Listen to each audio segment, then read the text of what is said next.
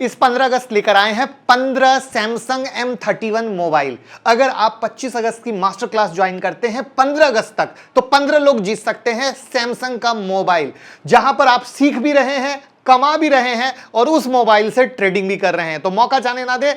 ज्यादा जानकारी के लिए 9708094321 पे कॉल कीजिए।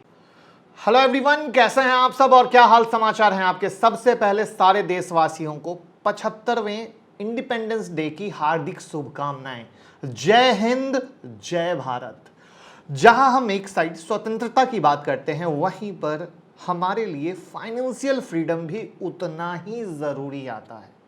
तो सवाल यह है कि हम अपने फाइनेंशियल फ्रीडम को पाने के लिए क्या कर रहे हैं, क्योंकि लग्जरी लाइफ तो सब कोई जीना चाहता है, लेकिन सवाल ये आता है कि क्या सिर्फ नौकरी करके, क्या सिर्फ एक छोटा सा बिजनेस करके हम उस सारे सुख सुविधा को यूज़ कर सकते हैं, क्या उसका मज़ा ले सकते हैं। ऐसा तो देखिए, मन की इच्छाओं का कोई अंत नहीं होता है, लेकिन फिर भी हम यहाँ पे उस अपर लेवल की बात नहीं कर रहे। फिर भी एक चीज़ होती है कि हम जो चाहें वो खरीद सकते हैं, वो एक इंपॉर्टेंट होता है। अगर हमें एक शर्ट भी खरीदना है तो हमें सोचना ना पड़े, करेक्ट है ना।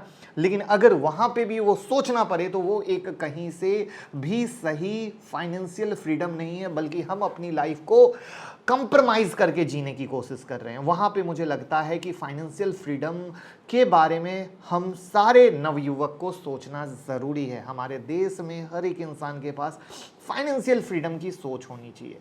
तो अब सवाल आता है कि फाइनेंशियल फ्रीडम कैसे पाया जा सकता है।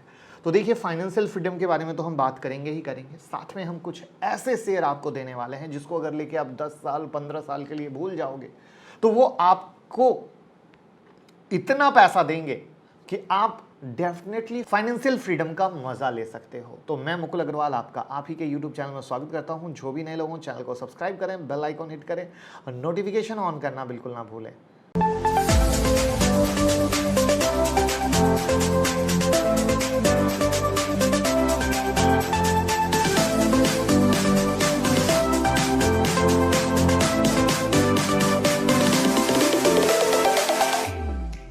तो जो सबसे पहली चीज़ होती है कि पैसे को एक पॉजिटिव मैनर में देखते हुए हमें अपने गोल को सेट करना है। अगर कभी भी 10 लोग खड़े हों और किन्हीं से पूछा जाए उनका गोल क्या है, तो ईमानदारी से ये है कि किसी का गोल परफेक्ट वे में सेट नहीं होता है। वहाँ पे मुझे लगता है कि गोल को सेट करना ज़रूरी है। उसके बाद जब हम पैसे को एक्सपेंस कर रहे हैं, खर्च कर रहे हैं, तो उसको देख समझ के एक बैलेंस शीट बना के, एक ट्रैकिंग शीट बना के हमें अपने पैसे को खर्च करना चाहिए, जिससे हमें पता चल सके कि एक्चुअली कितने ज़रूरी के पैसे खर्च किए हैं और कितने फालतू के किए हैं। क्योंकि अगर आप देखो तो आज के डेट में मैक्सिमम लोग फालतू के पैसे सबसे ज़्यादा खर्च कर रहे हैं और उन्हें पता नहीं चलता है। सबसे प्यारी चीज़, पता नहीं चलता है, लेकिन जब हम वो सीट बनाते हैं तो हमें पता चलता है। उसके बाद आता है कम खर्च करें। हमको जो मैंने पाया है, जैसे जब पैसे आते हैं, मंथली सैलरी हो, तो लोग पहले खर्च के बारे में सोचते हैं, इन्वेस्ट के बारे में बाद में सोचते हैं कि अच्छा चलो पहले ये खर्च करता हूँ, जो बचेगा तो करेंगे, नहीं तो नहीं।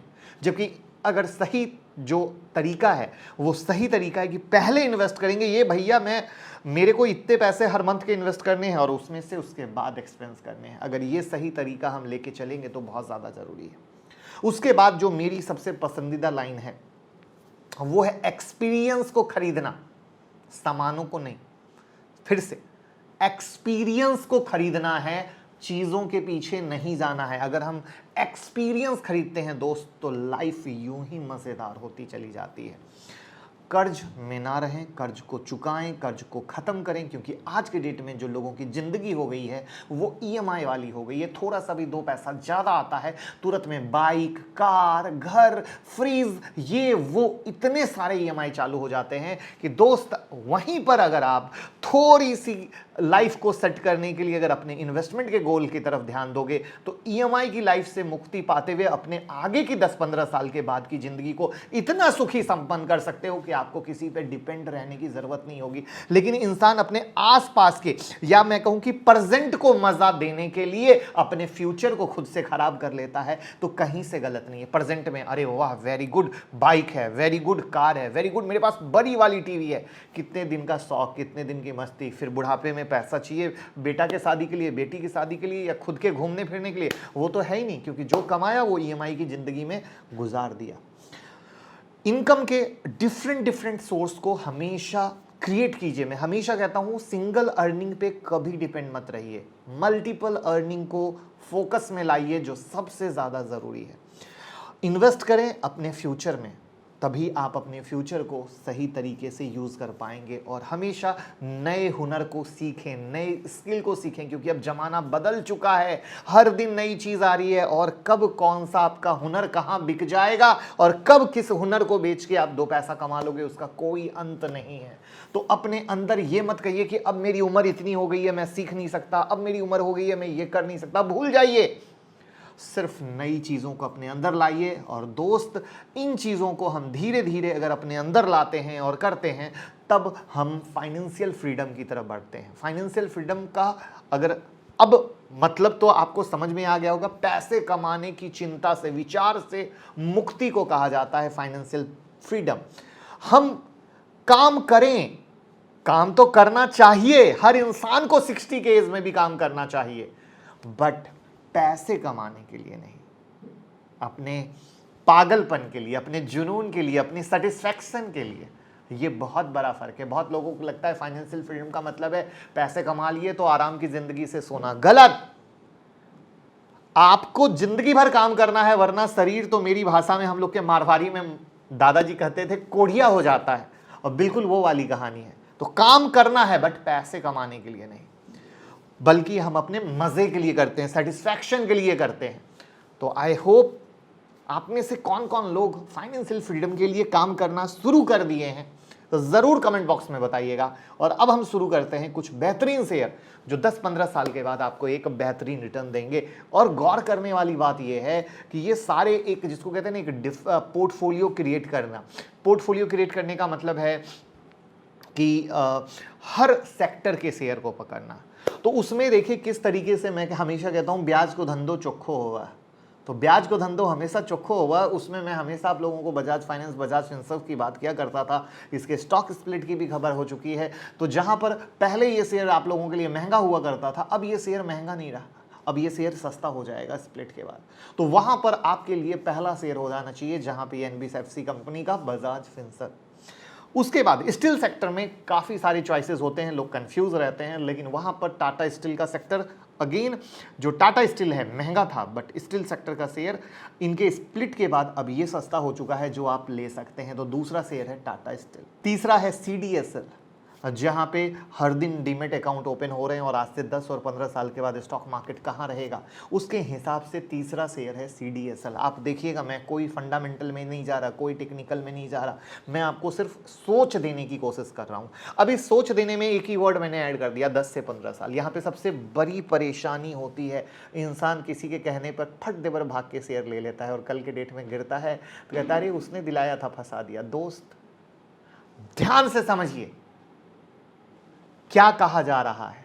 10 से 15 साल, तो 10 से 15 साल में हो सकता है ये शेयर 25% डाउन आ जाए, हो सकता है 30% डाउन आ जाए, हो सकता है कोई ऐसा वॉर हो जाए जहां पे 40% भी डाउन आ जाए, लेकिन 10 साल के बाद सिर्फ और सिर्फ एक नए मुकाम पे रहेंगे। बात उसकी होती है। और ये जो गैप है, ये जब तक नहीं भरेगा तब तक जितने भी रिटेल भाई मार्केट में नए आ रहे हैं वो पैसे नहीं कमा पाएंगे, क्योंकि वो झूठे वाले इन्वेस्टर बनकर रोज पोजीशन बनाते हैं, रोज स्टॉक को देखते हैं, बाद में कहते हैं इसने फंसा दिया, उसने फंसा दिया। कोई किसी को नहीं फंसाता। किसी ने आपके सर पे बंदूक रख के नहीं कहा है कि आपको ये लेना है। ये आपके विचार हैं, लेना है तो ठीक है, नहीं लेना नहीं ठीक है। यहां पर एक विजन देने की कोशिश हो रही है, और उसी विजन में चौथा शेयर है टाइटन का, जहां पे अपना मार्केट शेयर बढ़ाता हुआ टाइटन, टाटा ग्रुप की एक बेहतरीन कंपनी, वहां पर मुझे लगता है कि एक बेहतरीन विजन के साथ और भी रिटर्न देगा। अब देखो टाइटन महंगा है, आज भी महंगा है, ये गिर भी सकता है, तो वहां पे होता है स्टॉक एसआईपी। तो मैंने ऑलरेडी जीरोधा में स्टॉक एसआईपी कैसे होती है उसकी लाइव वीडियो बना दी है, लिंक मैं डिस्क्रिप्शन में डाल दूंगा, आप जरूर देखकर यूज़ कर लीजिएगा।